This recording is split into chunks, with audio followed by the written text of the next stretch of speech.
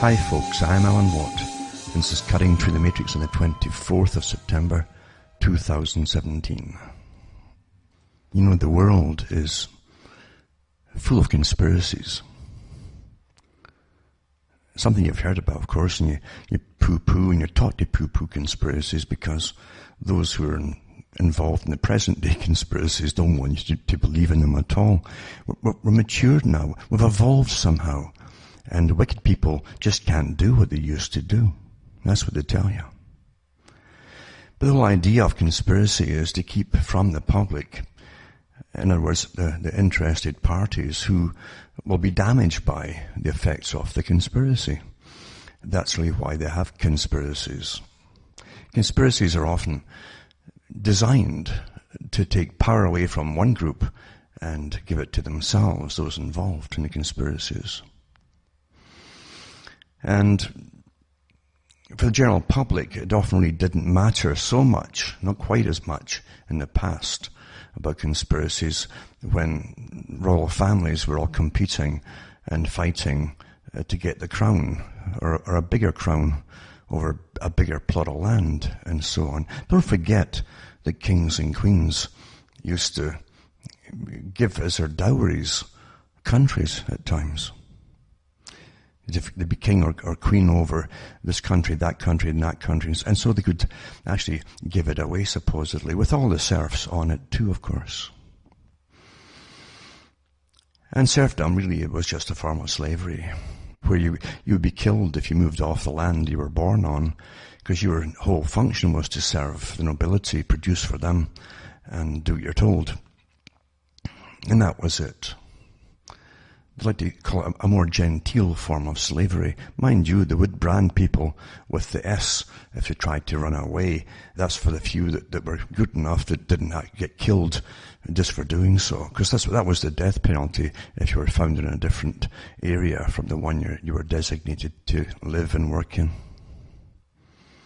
And that's across Europe, of course. And therefore, if you could talk to people back in those days, they wouldn't laugh at the idea of conspiracy at all. It was a pretty regular occurrence, in fact, with different factions vying for power, different factions even within the nobilities getting together and plotting their strategies of subversion, and so on. That's how it worked. The proles didn't count, as George Orwell said, because they never do count. Even today they don't count. Maybe even more so today they don't count. And you'll find after revolutions and so on, for a little while, people had an idea of this odd fact, especially in the US, that they had some kind of rights. Nowhere else did they really have that, to be honest with you, because some countries only issued rights to what they call free men, those who were not born into serfdom. And that lasted even in Britain for an awful long time too, that whole idea. But anyway, getting back to conspiracies were quite well understood by generations after generations, and it's only really in the 20th century they tried to do away with this whole idea of conspiracy, especially as we got closer and closer to world government, which in itself, of course, is a big conspiracy. It's quite good, isn't it? That's how it is.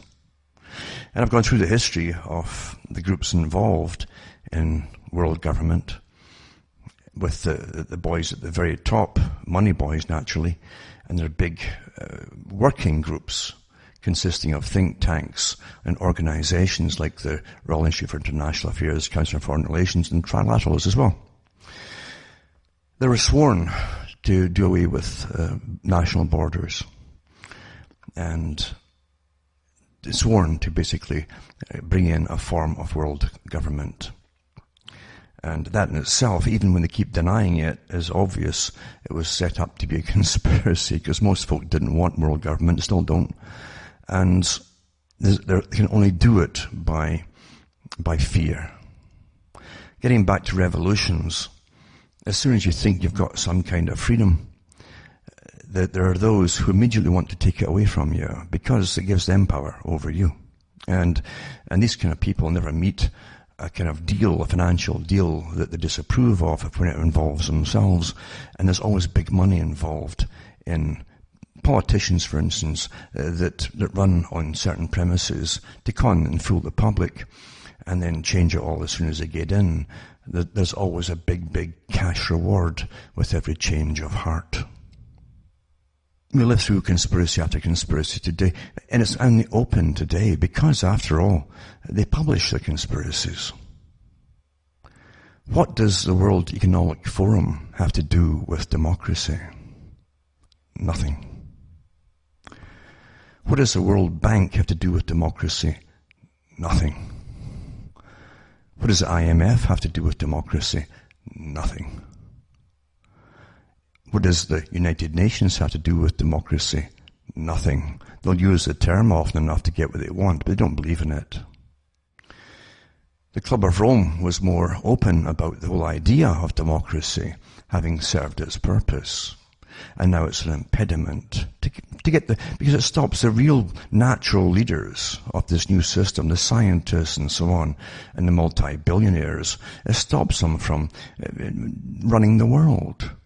Their natural calling is to run the world because they have all this money and giving themselves more and more power all the time. So it's only quite natural that they should rule the world and tell us how to live, like Bill Gates and all the rest of them in the Lucky Gene Club, as they like to call it. They're not eugenicists, mind you, at least openly to the public, but behind closed doors, and not so much closed, actually, they voice what they really think of the general population. And that's the world we live in, a world run by different factions all working together in specialized areas in one great darn conspiracy to bring in a system that even those, all those involved in media, big media, are handpicked to go along with all this stuff. And they'll poo-poo any idea of it being a conspiracy in the first place. And they think it's wonderful too. I mean, you should also believe in world government, shouldn't you? Really? Really? You know, the only reason that we had all this ability to demand anything from our own governments when we used to have them, which wasn't very long for some countries at all. The only reason we had that is because we could point to more totalitarian countries and say, look, this is what happens with these empire countries. Right down to when the Soviet Union was formed and kept adding little blocks of countries to its already burgeoning bloc. And you could see that it wasn't going so well for all the people who were inside of it, regardless of the propaganda that was churned out there. And it's no different really than the British Empire either.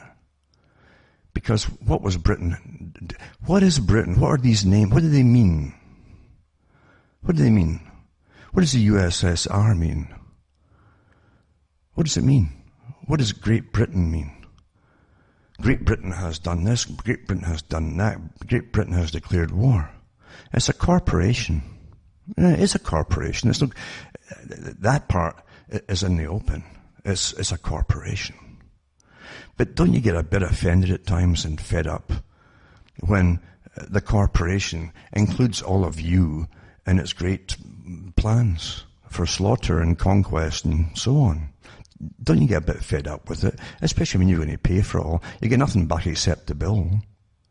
There's big money to be made in all these wars and so on for the corporations, but not for you. You get nothing. Just the bill. And a lot of families too see their children buried early. They go off and fight for it all because they're misled and propagandized and all the rest of it. They're brought up playing all the video games that were created to stop them from growing up and seeing what the world's all about. So yeah, there's a big conspiracy going on. But the Club of Rome, as I say, is more open. And some of their ones are more open now about the fact that's what they want. And that, as I said, democracy, this idea of people having rights within certain boundaries, that's within your own countries, is obsolete. And it's an impediment to getting the big jobs done. Margaret Thatcher said something similar, by the way, to all those adherents of Margaret Thatcher. Margaret Thatcher, remember, the politicians are just like again, getting back to the names that they give nations, corporations. Britain has declared war. The US has declared war. It's always, you keep forgetting there's millions of people here behind this term, and it's all of the people. They get no say in the war at all, where you want to go or not. None whatsoever. There's always those who benefit from it too, and there's other ones that benefit of having other countries go to war on their behalf. That's another thing too. Very clever, and it's more clever actually, because they don't have to pay for it, and they don't have to lose their population in the process. We live in nothing but conspiracies. Constantly. Now I can remember, and I've mentioned it before, a few years ago, when I was on the air on a radio station, I mentioned about the leader of the Green Party at the time in Britain. And it was a woman who was bewailing the fact that they didn't have the same spirit that they suffered during World War II in Britain. They didn't have that obedient spirit, just because all your rights are taken off you and you all pull together for basic survival. That's how the whole propaganda wheel moves. It's in motion for that purpose. And people will put up with things they shouldn't put up with, including starvation in times of war. And yeah, you can eat as many peas as you want or whatever, but if you're not getting the right kind of proteins, you're beginning to starve. But this woman was bewailing that fact that folk weren't in, it was to austerity the way that they should be, because she wanted to see this big plan come forth, which is of austerity for the New World Order. And I've read the books before on air, remember? Winners and Losers in the New World Order, by people who are involved in it, and their own books, for goodness sake. There's no, people will laugh at you when you say New World Order, even though you can quote, so you can see here's a newspaper cutouts, or here's a magazine, or here's the book that they published called the New World Order. Because Joe Public is so propagandized, he's taught to poo-poo whatever the talking heads on television tell him to poo-poo. They have basically handed over their brains to these propagandists called newscasters and so on. We live in a world of incredible deception. Incredible deception. You get something called democracy. As soon as you get it, there are those that must terrify you by threat of war or something to give it all up, all your freedoms and rights up, to save you all. It's always the same story. And if it's not a them over there, wherever over there happens to be at the time, it's like the Club of Rome came up with their big plan, looking for something to unite the world and make folk give up all their rights and be guided and ruled by this oligarchical elite and technocrats. And they hit upon the idea of global warming, famine, drought and the like would fit the bill. That's what they said in their own words. Because that's what they were paid to come up with, a reason, and so a form of warfare. So man was warring against the planet, and that would fit the bill. Quite blatant about it. And it's never stopped yet, and they'll keep doing it too. And they came up with the idea of global warming after the whole idea of the coming ice age had failed. Don't forget that. And don't think because it gets warm for a few years, a little bit warmer, that somehow it's all happening. That their predictions are coming true. Because in the last few years before all this stuff happened, I had nothing but rain here. Rain in the summer. And the summer's very short here. And believe you me, the winters are getting longer with its freezing. And yeah, you'll get hurricanes coming in, you get tornadoes coming in, and they certainly are whipped along awfully well by the geoengineering projects that are ongoing all the time. And you all know that too, and the superheating in the atmosphere in certain areas with the HARP-type technologies, which are everywhere today, not just in Alaska. So this stuff is out in the open to an extent, but they must use whatever weaponry they can to convince the public to give up all their rights and allow, because everything, the whole big plan for a managed society, completely managed, birth to death for everybody. The whole plan, as I said before so many, many times, has to be fulfilled in your lifetime as well. Everything that they've dreamed about for a long time has to be done in this 21st century. And no more Agenda 21, no more private vehicles eventually. The intermediate step will be these electric ones, which are useless anyway and way too expensive and not meant to last long. And it won't matter. Once you're all crowded into cities, you'll have nothing but, even then, you get limited transportation, public transportation, and then they'll start dwindling away with it too. They want you just stuck in your own little walking area. That's really what they want. And they've talked about it, and they've planned it, and they've debated it. And who's they, them, and all the rest of it? Well, I've talked about the organizations before. There are so many of them, all living off your taxpayers' buck. And lots of the bucks. That's also a reason why they have so many people working for them. It's so darned lucrative.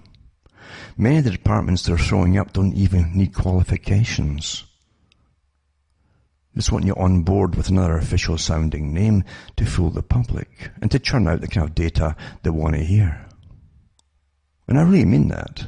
It's that blatant. But conspiracies, they don't exist, do they? They don't exist. That's what they tell you. So funny, isn't it, really?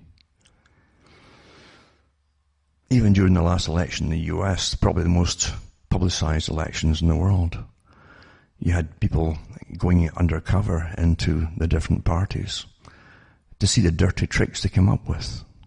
And the left wing was terrible, because the left wing was always the big battering ram used by the global elite. They want, and I've said it so many times, it's nice to hear other hosts eventually parroting what I say, but without, unfortunately, mentioning where they get it from. But that's a different topic again. But getting back to what I'm saying, it's fascinating to watch all these real predictions come true. Only predictions because I read the stuff that they print themselves at the top, and how they do it, and what they plan to do. It's done in such a way to be spread across so many organizations to give you Joe Prohl, the belief that it's overwhelming. That's what it's meant to do. That you can't fight this thing. That's why they have so many organizations churning out their papers and studies on the same things. But where you've got one group churning out a bunch of irrelevant lies and non-facts, or untruths as I like to call them, or 1,000 of them parroting the same things, it doesn't make it any less of an untruth or lie, does it? But what you must do is terrify the public to give up their rights. Just like the Green Party woman said. They were so nice, well-behaved, all pulled together, they suffered together, the whole thing, in that time of war. So you give them, as the Club of Rome said, a war on man. Man was the enemy. And don't think it's to do with climate. That's the excuse. Everything's banking on it. That's why they're ready, and they will start jailing people that speak out and say it's all phony. And then if they jail you, you might be getting off lightly, because I think they're going to go a lot further than that. When you realize the money, too, for the big giant corporations are completely on board with this whole thing, because they're going to reap incredible rewards from it all. Well, they don't just sit back and let some little pro upset the apple cart for them. It won't happen. And the whole future of their economies and their fortunes depend on pulling all of this off. I don't think they have any problem pulling it off, because they've been brainwashing the children for years. And you always go, whenever you start brainwashing the children, it's always to do with a big agenda to benefit someone else. Lenin said it, Stalin said it, they all say the same thing: grab the children, indoctrinate them, and they'll be yours for life, no matter what facts point out what they've been taught is all nonsense. It doesn't make any difference at all to them. So we're living through the biggest con of all, and so much is riding upon it. And getting back to what I was saying earlier, we used to hold on to our rights by pointing to the evil empires across the sea, wherever that empire happened to be at the time, or where people were being abused by their systems, etc. We could always point to them and say, look at that, we don't want to be like them. You don't have that now, because the media is global. It's global media. Everybody who gets into the media immediately catches on, as though they didn't know beforehand, though. But they catch on very quickly what they're supposed to say and what they're supposed to think and what not to say. Of course they do. It's in your face. You'll find that we're really rushing ahead now with this big system. Now, when it gets even to the wars, etc., and the rumors of wars, etc., that's why they always have things like that in the Bible, because we always have them. You're always going to have wars. You're always going to have rumors of wars. You're always going to have earthquakes in different places. It's the way of life on this very fragile planet.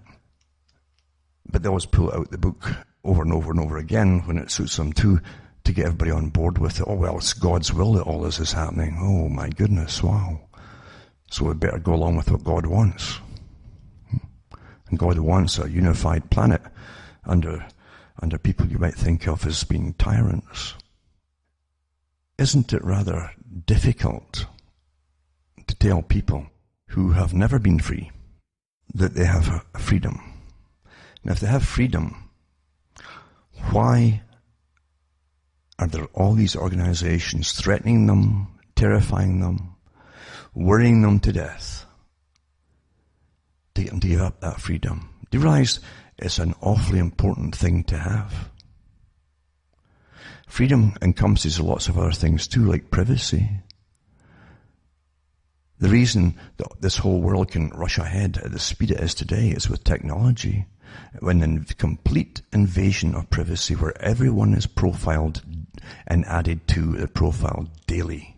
Daily. So important to the big boys. And they know who is a nuisance. They know who can cause trouble. They know the ones that are simply crazy and they can forget them. They know all this stuff. What? But it's awfully important to them, isn't it? Awfully important. To know where everybody is in their headspace. And they can predict where you'll be in 5 years' time in your headspace at the rate you're perhaps going right now. And you might get nipped in the bud before you become a problem, where you haven't even clued in yet to half the things I've been talking about. But they know that one day you will. That's how bad it is, and that's why it's all out there. Nothing to do with how much terrorism has been stopped by monitoring everybody's phones, for instance, and all their internet tweets and so on. How much is it, eh? I read the articles where they admit in Britain elsewhere that not one has been stopped by them. Of course, now they're putting out other stuff, of other propaganda saying, oh, they'll stop lots and lots of them. They can't tell you who or what because of national security, but that's what they claim. So it doesn't matter, as I say, it doesn't really matter. Truth doesn't matter today. Facts don't matter. And then you get even into the alternate, what used to be called the alternate media, where people would regurgitate different facts of history, some with definite spins and definite bents as to where they wanted you to go and so on. But at least you had different additions to what happened in history, which were provable to a lot of them. And that was awfully important. And God bless the people, really, who are a little bit different from everybody else, and they get into a bee in their bonnet, and they go on this quest, and they'll stick in a particular tunnel of the quest their entire life. But in that tunnel, they see so much in that area, and they can come out and tell people all about it. And so they're a specialist in a particular area of this system and its big agenda. And it is an agenda. You know it's an agenda because the big boys themselves have said so. They tell you all the time in all kinds of ways. Sometimes very straightforward, other times a little bit more camouflage, but they're always telling you. It's no coincidence that Karl Marx talked about 3 trading blocks: United Europe, United Americas, and the Far East group. That's no coincidence. And then you find out that we get that after World War II. It was already set up before. They wanted to do it after World War I, but they couldn't quite pull it off. So they gave you another World War to make it happen. And today, of course, they're telling you, we've got to stop even that, going to the next step. We must get global governance to save the world. And you're told this by thousands of big international corporate bosses, CEOs of corporations. who can see the extra million-dollar bonuses, multi-million-dollar bonuses if they get a world government on the go. When they have that kind of allurement and entitlement promised them, they aren't going to just give that up. They're in it for that kind of reason. That's where their loyalty happens to be. Whoever gives them the biggest buck. And it's sad to say, but you can only do this with a naive population. And that's why so much work goes into keeping you naive. And the naive people are tested all the time. The simplest test is they're going to do this to you and that to you. And they'll turn around and tell you, oh, they'd never do that. Whoever it happens to be, like the spraying that all countries have done on their own populations with different diseases. And so I've read the articles here from the Department of Defense doing these experiments in Britain and elsewhere in Canada too. And it doesn't make any difference, does it? Oh, we've changed since then. We've changed. We've evolved. We've taken a great leap forward in the last 40 years. Mentally and the whole bit. That's what the people say. Because they want to, it's too much for them to believe that there's really nasty people at the top running the whole system who really, really don't give a damn about your survival. That terrifies them. And I don't blame them. At all. Not at all. Political parties to me are nonsense. Complete nonsense. When the same agenda continues regardless of what party is voted in, then, as Jefferson said, know then you're under tyranny when an agenda continues. An agenda for NAFTA and all the rest of these things, continuous signings, continuous renegotiations, that's what it's all about too. But eventually it's to be complete amalgamation. Each time they come out with this amalgamation thing, and they do this again in real time through MIT and the rest of it, given access to the data and the internet. They'll tell them right away, okay, the folk aren't really responding in a negative way, can continue. But generally we are negative. When we hear this kind of thing, we don't like it at all. So they back off a bit, and then it goes quiet again. Right? This whole idea of, let's deal with all the borders, goes quiet again. And then they come at it from a different angle. Oh, we've got to do this, we've got stacks of refugees, and it'd be far easier if we have no borders and so on, blah, blah, blah. It's incessant. Always incessant. Or we've got to compete with China. Who is kidding who? Huh? The average worker in China couldn't even afford to pay the taxes we pay here. They couldn't afford to even pay the heating costs we have here. Energy costs and so on. How are we going to compete with China? Rubbish. And the thing is, I said it as a joke years and years ago, before they brought the GATT treaty right through to give China all the work, etc. I says the next thing they'll do once they've done all this, and all our factories are in China, is telling us we'll have to compete with them. What a joke. And it turned out to be exactly that, though. Oh, we've got to compete with China. Who's kidding who? Oh, now if we can amalgamate the whole of the Americas, and they've already signed the deals with the Trans-Pacific Partnership. Well, in other words, we can amalgamate with Europe too. Then we can compete with China. Who is kidding who? But they do treat us like fools and dolts, don't they? Don't they really? Don't you get a bit fed up with that? Don't you get fed up with it?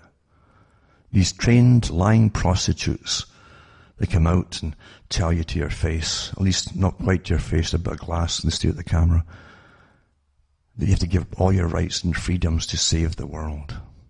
And that you're at fault because you use heat to keep alive in the winter. Tut, tut, tut. Like they don't. But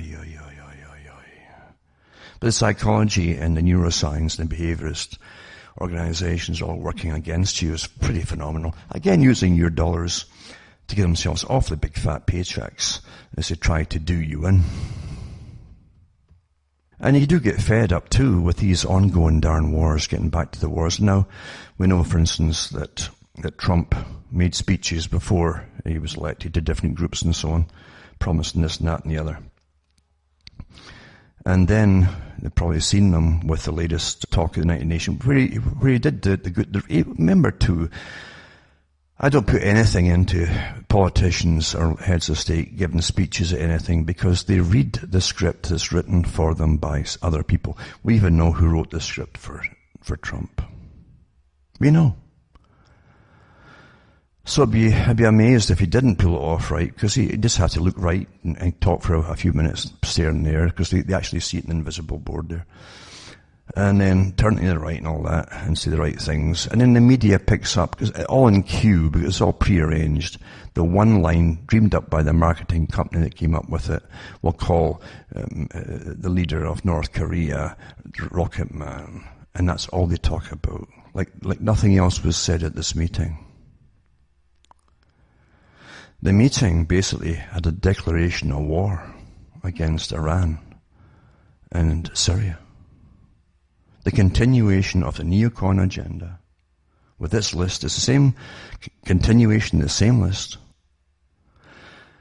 that Wesley Clark talked about and others talked about, and even the PNAC group itself published in the 90s. Same list. And of course they'll demonize the people and the nations involved. They always demonize them as though they're the worst thing. Ronald Reagan was good at that. He did the great maneuvering of the big guns from one country to the next, and the evil empire and this and that and the other. It was quite good. And again, written for him by his speechwriters too. That's why they have these speechwriters to come up with it. And there are guys who are trained in marketing and all the rest of it, and slogans. And also too, Mr. Trump said that the poor people in Venezuela, they can't just stand back and watch all this happening. It's chaos.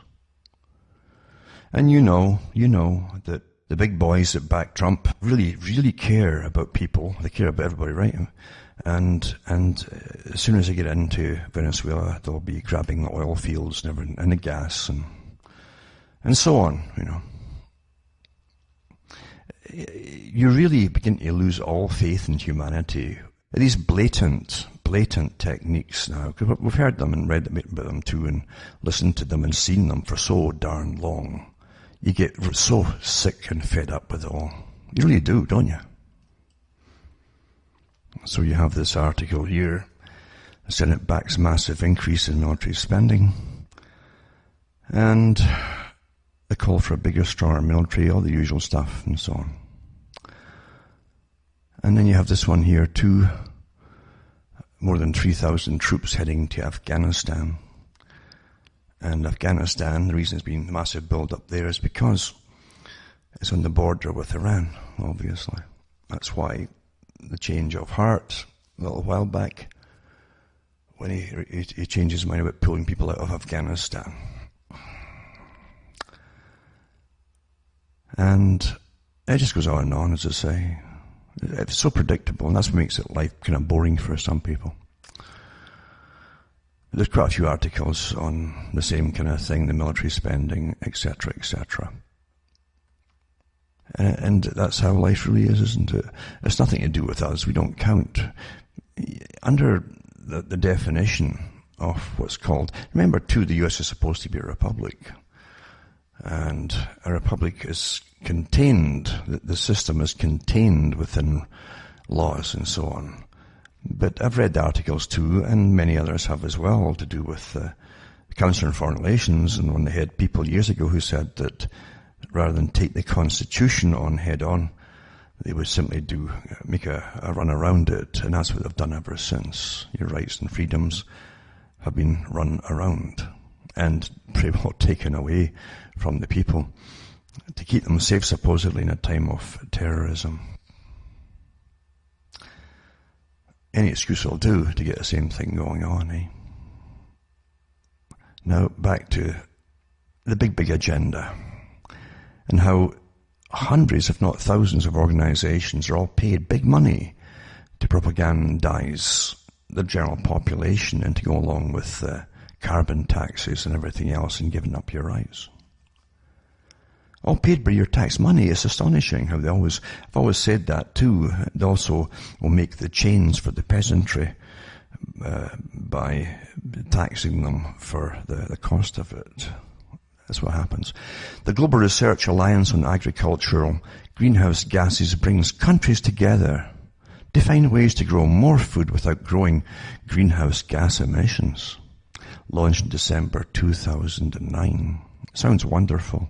Isn't it wonderful all these altruistic groups just come out of nowhere and start churning out all this information and propaganda? You'd be amazed at the kind of financing they get, of course, naturally.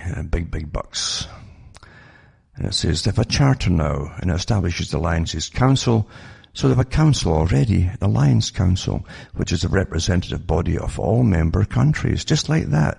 Did you vote them in? No. Nope. But they're there now.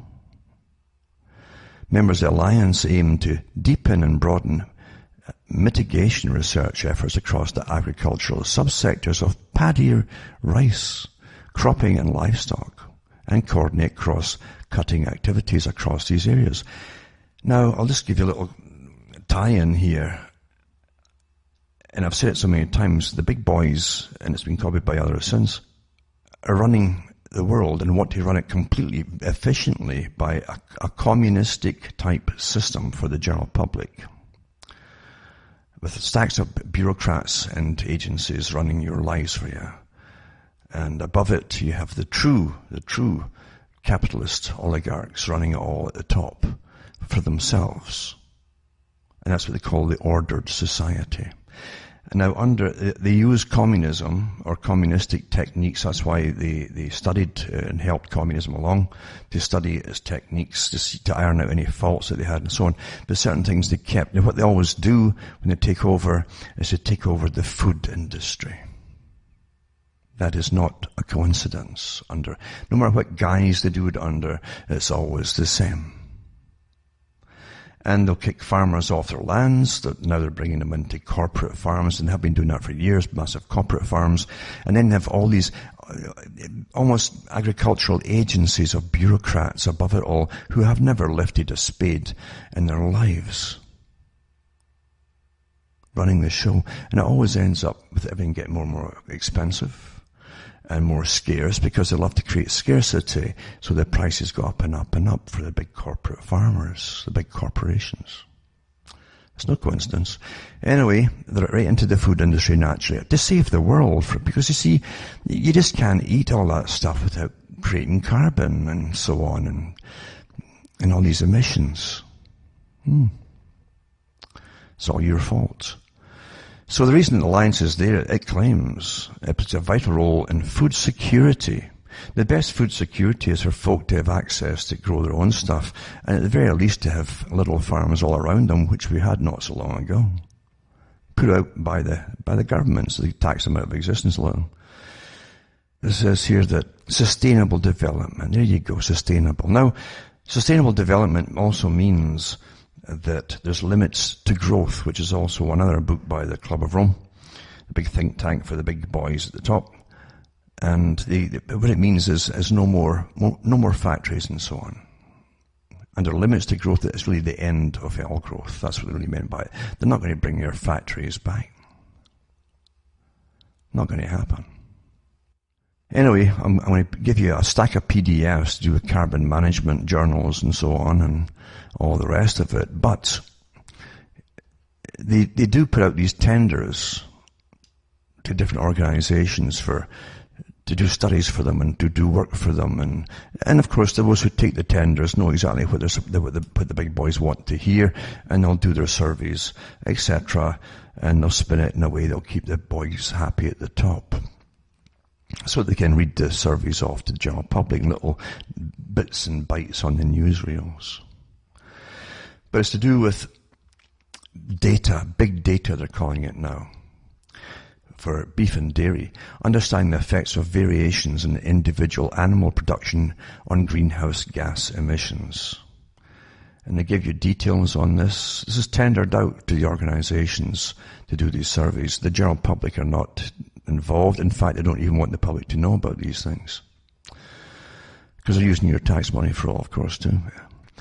And it said that it's got the reference number to it, to big data, and the opening and closing dates for it.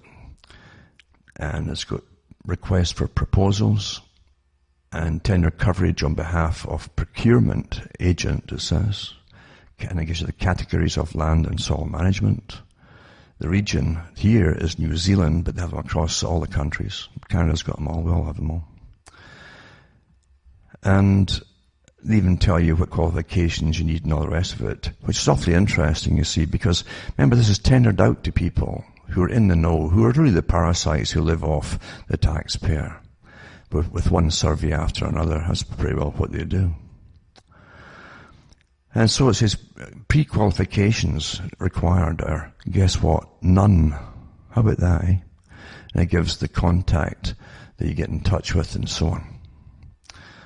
And it seeks to procure a research project to support and extend the work of the Global Research Alliance on agricultural greenhouse gases. Specifically, its livestock research group. The project title is Big Data for Beef and Dairy, Understanding the Effects of Variation on Individual Animal Production on Greenhouse Gas Emissions. Now remember, the agenda too is to cut back on all meat production for the general public. And they're not kidding where they talk about substitutes for meat, right down to having you eat insects and locusts and crickets and stuff. Because they're going to bring you into, remember what that woman in the Green Party said a few years ago. The same circumstances under a total war situation, where you'll put up with anything, right down to starvation level diets. Remember that. Don't forget that. Anyway, I'm going to put up, as I say, their PDFs, there's a stack of them.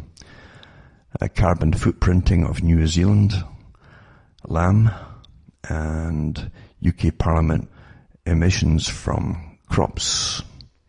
Because they're all involved in it too, and DEFRA too, from Britain's involved in it. Global Research Alliance one, this particular one I'm talking about here, and so on. This is stacks of data that they give out to their members to fill out screeds and screeds of blips and bytes and all that on computers, and then regurgitate it back to the general public, which means you got to tighten your belt and you can't go on like that and stop eating meat and all the rest of it under the guise of saving greenhouse gases. And it is a guise.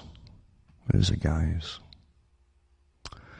But I will put it up, all this stuff, tonight. It really is interesting. And then again, to the Department of Environment, Food and Rural Affairs, which is DEFRA, the government department responsible for environmental protection, food production and standards. When you have your governments involved in food production, it generally means the opposite is food reduction.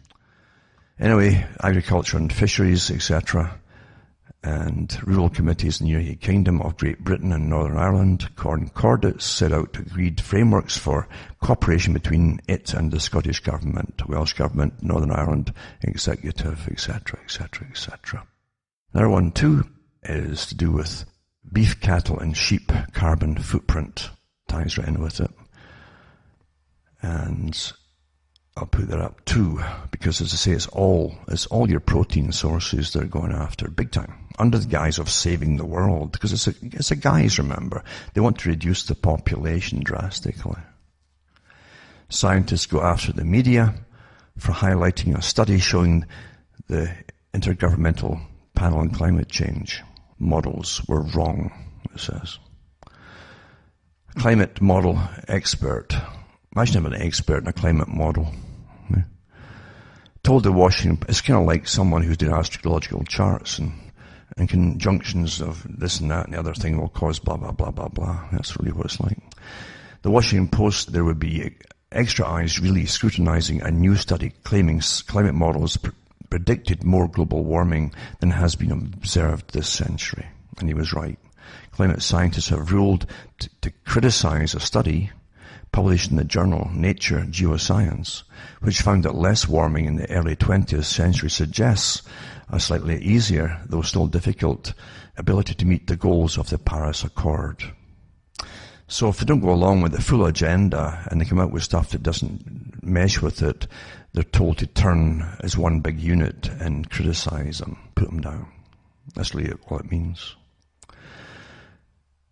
Because remember, the whole agenda for social change hangs on this. This is the big plan. This is the excuse they came up with. The excuse they came up with, remember. A new study, it says, another major study confirms the IPCC's climate models were wrong. I'll also put up this on the Paris Agreement, open to debate on whether limiting warming to 1.5 degrees centigrade is compatible with current emission pledges and a warming of about 0.9 degrees centigrade. And it goes on and on and on. This is the kind of stuff they know the general public are not going to read. And that's what they count on. That's why it's such a bureaucraties rubbish. Now, China, Canada and the EU and partners push forward on the Paris Climate Accord. They tax you into the dirt, basically. And so they're doing this regardless of the US at the moment, who hasn't gone along with it. Remember, Donald Trump said that things are open, you know. He hasn't squashed them, he just says. He's got to keep support back home for the wars that are coming up. He's got to keep some support in the meantime. That's politics. This little oddity here, perhaps I don't know how odd it is actually, but I snuck it in here. Miami-Dade mayor, no code enforcement for next month after warning notices given following Irma. So as soon as the hurricane was through, out come the cops with their code enforcements. No kidding you.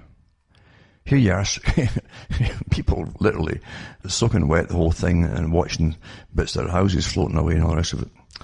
And they're given these code enforcements. Hours after Irma passed, many of us were out clearing trees and branches from our yard. One Miami-Dade man got a visit from the county to bring him a warning. His reaction is, "Call help me, Howard," with Patrick Fraser. As Irma whipped through South Florida, Celso Perez and his family were like many of us, having winds up to 100 miles per hour, and we were basically hunkered down in the closet, scared to death. Monday morning, Irma had passed and it was clear. At 9 a.m., Celso and his neighbours went outside to get to work, to clear up.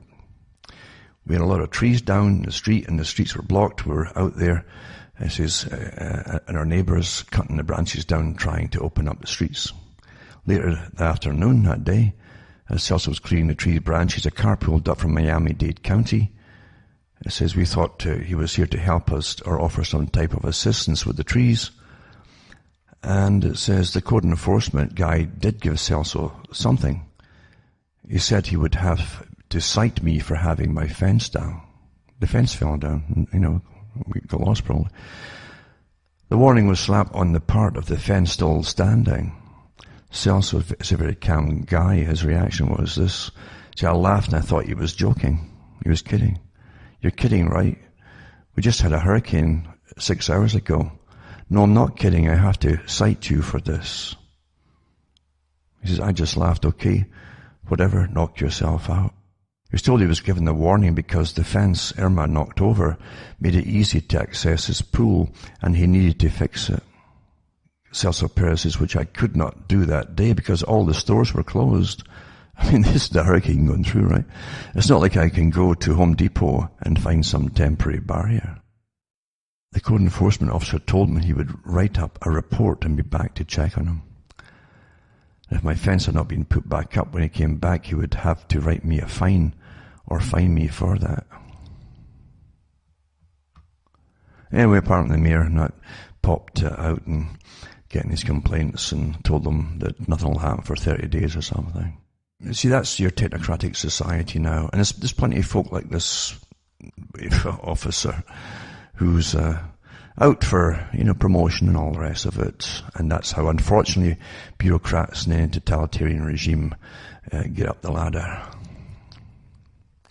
Now, this is an article. I've mentioned many statements from the big foundations themselves that come up with the whole idea for the con of global warming and climate change and carbon and all the rest of it.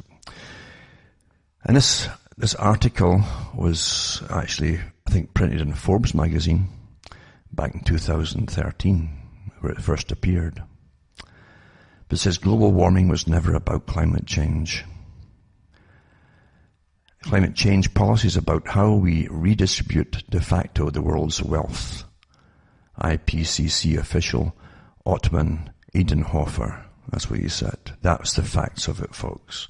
For the far left, that's what they're told to believe in. But for the boys that run the far left, they know it's about really managing the whole planet and plundering it too. And they have no intention of helping anybody except themselves. And it says President Obama has put salvation from dreaded climate catastrophes on his action agenda, hot list, etc., etc. And it says that sort of scary presidential prognostication isn't new, meaning that, oh, you got to give up all your rights and freedoms to save the world, yeah. He previously emphasized at the Democratic National Convention that global warming was not a hoax, referred to recent droughts and floods as a threat to our children's future, and pledged to make the climate a second-term priority. As much as I hate to nitpick his doomsday scenarios, it might be appropriate to correct a few general misconceptions before getting back to that overwhelming judgment of science stuff. Regarding wildfires, for example, the numbers since 1950 have decreased globally by 15%. According to the National Academy of Science, they will likely continue to decline until around mid-century. As for those droughts, a recent study published in the letter of the journal Nature indicates that globally there's been little change in drought over the past 60 years. And as the UN Climate Panel concluded last year, some regions of the world have experienced more intense and longer droughts, in particular in southern Europe and West Africa. But in some regions, droughts have become less frequent, less intense, or shorter, for example, in central North America and northwestern Australia. Remember, it's only now, because this is the agenda, that they keep telling you about these things when anything happens, even minor things, to make it seem that it's catastrophic in nature. But we've always had these things happen. And it's talking too about global hurricane activity, measuring total energy, accumulated cyclone energy, they call it, is actually at a low not encountered since the 1970s. You can also get the link towards that as well. In fact, the US has currently experienced the longest absence, this is when this was written, of severe landfall hurricanes in over a century. But supposing these recent circumstances were different, because after all, climate really does change. Of course it changes all the time. Then they go into who said what to do with it all. Now listen, Maurice Strong, who was the front man for the Rockefeller Foundation, the big world agenda, he's picked up and trained for it. It says here, remarks offered by Maurice Strong, who organized the first United Nations Earth Climate Summit in Rio de Janeiro, Brazil, revealed the real goal. He says, we may get to the point where the only way of saving the world will be for industrialized civilizations to collapse. Remember, again, too, it was part of the Club of Rome that came up with the idea, and they said, too, that limits to growth was the end of all industry, etc., etc. And Maurice Strong added, isn't it a responsibility to bring this about? This is the guy who had all the countries sign on to this. It tells you all about your leaders, doesn't it? Former U.S. Senator Timothy Wirth, then representing the Clinton-Gore administration and U.S. Undersecretary of State for Global Issues, addressing the same Rio Climate Summit audience, agreed. He says, we've got to ride the global warming issue. We've got to ride it, really push it to the maximum, in other words. Even if the theory of global warming is wrong, we will be doing the right thing in terms of economic policy and environmental policy. He now heads the United Nations Foundation, which lobbies for hundreds of billions of US taxpayer dollars to help underdeveloped countries fight climate change. It doesn't get to the people, remember. Everybody has a good payoff that's associated with all this thing.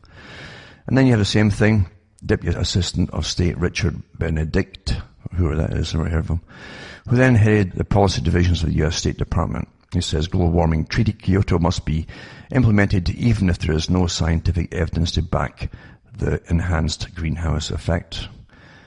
In 1988, former Canadian Minister of the Environment, Christine Stewart, told editors and reporters of the Calgary Herald, no matter if the science of global warming is all phony, climate change provides the greatest opportunity to bring about justice and equality in the world. Again, the redistribution of your wealth.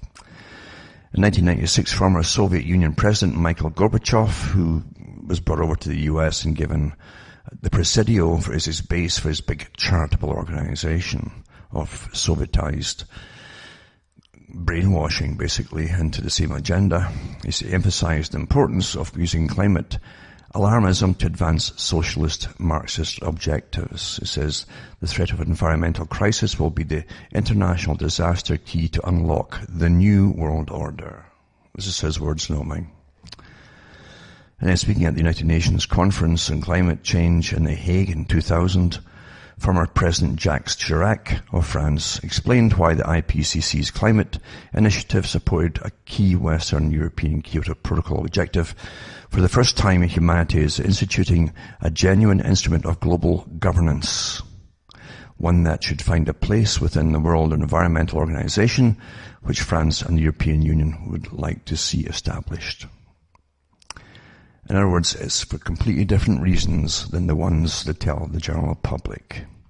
And God help you if you say so, and point it out, because they're becoming completely intolerant since everything is riding on this big phony agenda. Sad, isn't it? But then they tell you there are no conspiracies, even when you can expose them. Quite something, isn't it, really? And unfortunately, the public are so bombarded with bits and bytes of info, but no real in-depth anything. And apart from that, they can't really hold their attention for long on something like this. They have been trained to leave all these things to their betters, folk who come out of special rooms and who somehow just appear there to manage their lives.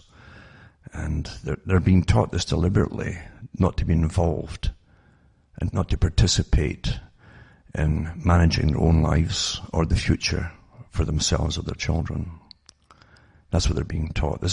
Remember what the Club of Rome said, democracy is too cumbersome now. It's an impediment to progress. And Maggie Thatcher also said much the same in a sense. When she left politics, she was suddenly initiated into the big Royal Institute of International Affairs group. And she said, I belong to a group now which is comprised of high-level bureaucrats, high-level leaders, ex-leaders of countries who all know each other, and we can get the big jobs done without having to go through Parliament to get approval, etc. That's what runs the world. And for those who do care and those who are awake, don't worry, don't kick yourself when you can't get through to other people. Remember, the primal objective really is for you yourself to understand things. That's an achievement in itself. That's an incredible achievement. If you've got the ability and you've come to the stage where you can really, really understand what's happening. That's, since all the odds were to prevent you from childhood onwards from ever learning this stuff. Quite something, eh? So, I'm Alan Watson from Ontario, Canada. It's good night. And may your God or your gods go with you.